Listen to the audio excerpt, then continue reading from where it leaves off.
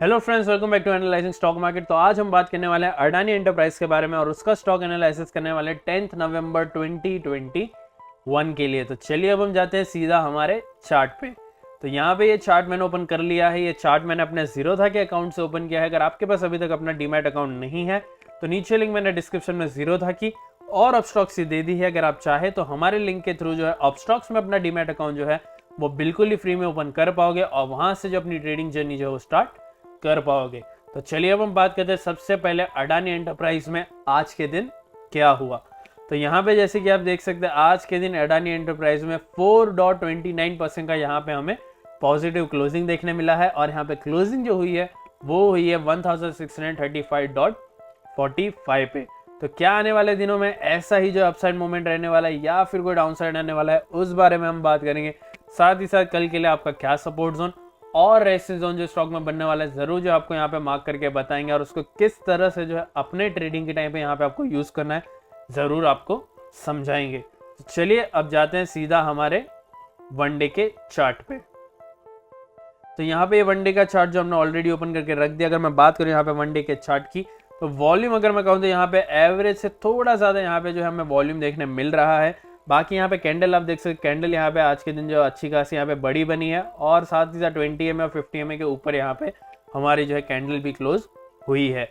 बाकी यहाँ पे बात करूँ मैं आरएसआई की, आरएसआई यहाँ पे जो है हमारा 6160 के आसपास जो आ चुका है। मतलब यहाँ पे हमारा स्टॉक ऐसा लग रहा है ओवरबॉट एरिया की साइड में जो है जल्दी जा सकता है। इवन तो यहाँ पे थोड़ा सा डाउन साइड का इशारा जरूर देता है हमारा आरएसआई, लेकिन याद रखें आरएसआई हो या फिर कोई और इंडिकेटर, हम जो है इंडिकेटर्स पे पूरा भरोसा नहीं कर सकते हैं। यहाँ पे बहुत सारे फैक्टर्स होते हैं जो किसी भी स्टॉक को जो मूवमेंट देते हैं, हमें उससे जो है जरूर कंसीडर करना चाहिए जब भी हम किसी भी स्टॉक में ट्रेड करें तब। बाकी यहाँ पे बात करते हैं अब यहाँ पे कल मतलब आने वाले दिनों में जो इस स्टॉक में क्या हमें देखने मिल सकता है।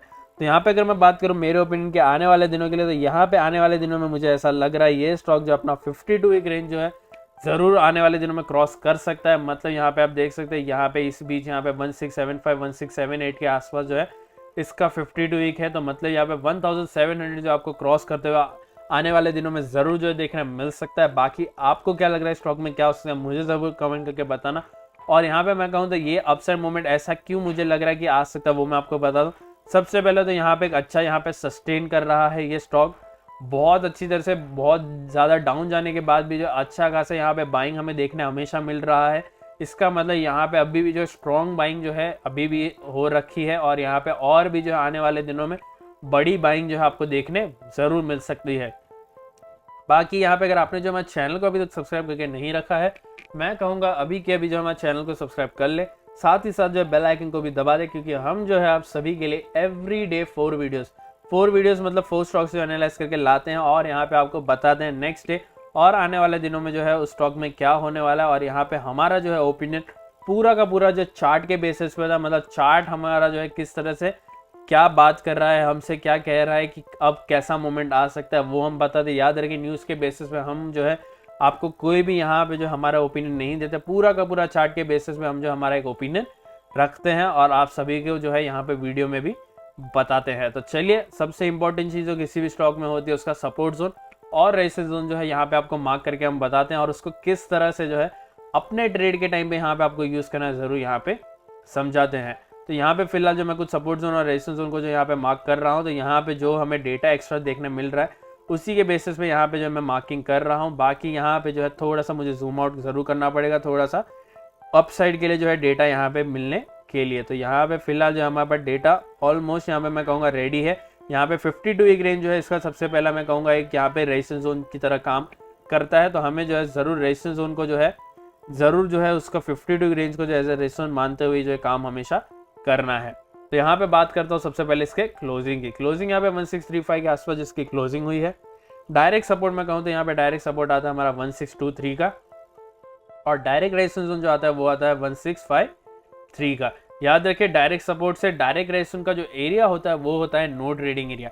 इसका मतलब है यहाँ पे जो इस बीच में अगर आपको ये स्टॉक जो घूमते हुए देखने मिले तो यहाँ पे जो आपको बिल्कुल भी ट्रेड नहीं करना है, आपको जो है वेट करना है दोनों में से किसी भी एक साइड में जो है क्रॉस करने का। उसके बाद यहाँ पे आपको क्या देखना है वो मैं आपको ध्यान से आप सुने क्योंकि यहाँ पे बहुत इंपॉर्टेंट तो मैं अभी आपको बता देता हूँ।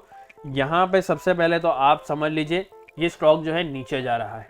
तो यहाँ पे ये स्टॉक ने जो है अपना जैसे ही डायरेक्ट सपोर्ट तोड़ा, जो है यहाँ पे 1623, जैसे ही 1623 यहाँ पे क्रॉस हुआ, आपको जो है तीन यहाँ पे रेड कैंडल का वेट करना है, 5 मिनट या फिर 15 मिनट के चार्ट में, जो भी टाइम फ्रेम आपको कंफर्टेबल लगे उसको यूज करें। यहाँ पे मैं मोस्टली जो है 5 मिनट का यूज करता हूँ। अगर आप 5 मिनट के टाइम फ्रेम में कंफर्टेबल नहीं हो तो आप 15 मिनट का भी यूज कर सकते हो। बाकी यहाँ पे जैसे आपको 5 मिनट या फिर 15 मिनट के चार्ट में जो है आपको यहाँ पे एक, मैं कहूँ 3 रेड कैंडल देखने मिली, तो यहाँ पे चौथी कैंडल पे जो आप यहाँ पे एंट्री लेते हुए हमारा जो अगला एक यहाँ पे सपोर्ट आता है जो है यहाँ पे 1596 का, यहाँ पे उससे मैं कहूँगा 7 पॉइंट ऊपर, 7 पॉइंट मतलब यहाँ पे एक ऐसा साइकोलॉजिकल नंबर यहाँ पे हमें देखने मिलता है जो 1600। यहाँ पे मैं कहूँगा 1607 जो है बहुत ही अच्छा यहाँ पे टारगेट बन सकता है। तो यहाँ पे 1607 को जो अपना यहाँ पे टारगेट बनाए, या फिर 1600 को नहीं बनाना चाहते हो तो 1596 जो हमारा एग्जैक्ट जो सपोर्ट है उससे 7 पॉइंट ऊपर जो है अपना यहाँ पे टारगेट बना ले। बाकी यहाँ पे ये डिफरेंस क्यों रखना है मैं थोड़े टाइम में बता दूंगा, लेकिन बात करते हैं हम अपसाइड की। अपसाइड समझ लीजिए इस स्टॉक ने जो है अपना डायरेक्ट रेजिस्टेंस जोन जो है यहाँ पे 1653 का, जैसे ही स्टॉक ने अपना 1653 का यहाँ पे रेजिस्टेंस जोन तोड़ा, आपको जो है 3 ग्रीन कैंडल का यहाँ पे वेट करना है। याद रखिए ऊपर गया तो ग्रीन, नीचे गया तो रेड। यहाँ पे जैसे ही आपको जो है 3 ग्रीन कैंडल देखने मिले 5 मिनट या फिर 15 मिनट के चार्ट में, आपको जो है यहाँ पे तुरंत ही यहाँ पे चौथे कैंडल पे एंट्री लेते हुए अपना जो है अगला रेजिस्टेंस जोन जो है इसका 52 वीक रेंज, 52 वीक रेंज से आपको जो है 7 पॉइंट नीचे, मतलब यहाँ पे 1672 है, 7 पॉइंट मतलब यहाँ पे 1665 का जो अपना यहाँ पे टारगेट बना लेना है। अगर आपको लग रहा है टारगेट जो बहुत ही छोटा है तो मैं कहूँगा आप जो है यहाँ पे इसका 52 वीक रेंज को जो है एक यहाँ पे अपना टारगेट बना सकते हो। अगर आपको लग रहा है और क्रॉस कर सकता है इसका 52 वीक रेंज, तो आप जो है 1672 जो हमने मार्किंग किया है उसको जैसे ही क्रॉस करें आपको वापस से 3 ग्रीन कैंडल का वेट करना है। अगर आपको 3 ग्रीन कैंडल दिखे तो कोई प्रॉब्लम नहीं, आप होल्ड करके रखें। 1700 हमारा एक साइकोलॉजिकल नंबर यहाँ पे ऊपर आता है, तो उससे आप जो है 7 पॉइंट नीचे मतलब यहाँ पे 1693 का जो है अपना यहाँ पे टारगेट लगा सकते हो, कोई इशू नहीं है। बाकी यहाँ पे लेकिन जो है अगर आपको 3 ग्रीन कैंडल नहीं देखने मिले, 2 ग्रीन कैंडल देखने मिले और फिर उसके बाद तीसरा कैंडल जो है रेड देखने मिला, तो मैं कहूँगा आप जो है चौथे कैंडल पे तुरंत ही एग्जिट कर जाए, क्योंकि वहां से आपका जो रिवर्सल भी शुरू हो सकता है। तो मैं कहूँगा जरूर सेफली खेले, क्योंकि कभी भी स्टॉक जो है वॉलेटाइल हो सकता है। तो यहाँ पे बात रही अब डिफरेंस की। डिफरेंस यहाँ पे क्यों रखना है वो मैं आपको बता। डिफरेंस यहाँ पे आपको इसलिए रखना है क्योंकि क्या होता है, बहुत सारे जो ट्रेडर्स होते हैं अपना एक बाइंग पॉइंट और एक सेलिंग पॉइंट जो ऑलरेडी अपने ऑर्डर बुक में है जो है प्लेस करके रखते हैं, और उनका ऑर्डर जो है वो तुरंत ही एग्जीक्यूट हो जाए। उसकी वजह से वो हमेशा क्या करते हैं, वो जो है अपना ऑर्डर का जो प्राइस रहता है वो हमेशा जो है एक डिफरेंस के साथ रखते हैं, सपोर्ट जोन साइड हो या फिर रेजिस्टेंस जोन साइड हो, थोड़ा सा डिफरेंस में रखते हैं ताकि उनका ऑर्डर जो है वो तुरंत ही एग्जीक्यूट हो जाए। तो आप भी जो है कुछ इसी तरह से स्मार्ट तरीके से खेलते हो, अपना जो यहाँ पे टारगेट जो है वो डिफरेंस के साथ रखें ताकि आपको भी जो है वो ईजिली यहाँ पे जो अपना टारगेट जो है वो अचीव हो जाए। और दूसरी बात यहाँ पे क्या होता है, कभी कभी जो है एक प्राइस पॉइंट पे जो है हमें जो है क्वांटिटी जो है कभी कभी ज़्यादा देखने मिल जाती है, तो वहाँ पे उस क्वांटिटी की वजह से जो है वहाँ पे आपका जो कभी भी रिवर्सल आ सकता है। रिवर्सल मतलब हमारा स्टॉक जो सपोर्ट जोन और रेजिस्टेंस जोन तक पहुँचता ही नहीं है, और उसी से पहले जो रिवर्सल देखने मिल जाता है, तो उस रिवर्सल का जो लॉस होता है, जो प्रॉफिट में जो कमी आती है, उससे भी आप बच पाओगे। इसकी वजह से यहाँ पे मैं कह रहा हूँ कि थोड़ा सा जो है वहाँ पे आप सपोर्ट जोन हो या फिर रेजिस्टेंस जोन हो, थोड़ा सा डिफरेंस पे जो अपना टारगेट रखें, और स्टॉप लॉस भी जो है आप डिफरेंस के साथ रखें ताकि आपका एक तो टारगेट इजीली अचीव हो। अगर स्टॉप लॉस हो तो इजीली जो है यहाँ पे आप जो है अपना स्टॉप लॉस भी हिट ना करें।